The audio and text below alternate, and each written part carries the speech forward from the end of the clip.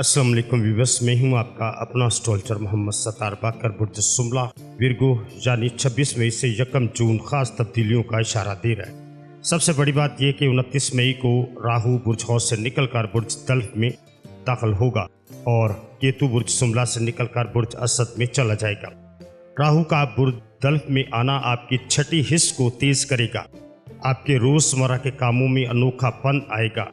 आप अपने work palace पर नई जिम्मेदारियां संभाल सकते हैं और कुछ लोग फ्रीलांसिस या ऑनलाइन फील्ड में कदम रख सकते हैं।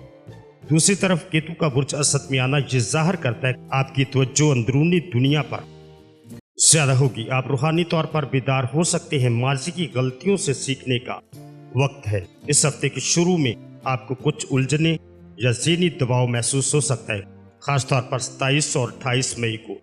लेकिन जैसे ही राहु और केतु की पोजीशन तब्दील होगी, आपको हल्कापन और नया जोश महसूस होगा। मेरा खास आपको मशवरा है कि नई आइडियाज़ पर काम करें और जो लोग क्रिएटिविटी फील्ड या तालीम से जुड़े हैं उनके लिए ये हफ्ता बहुत साजगार साबित होगा।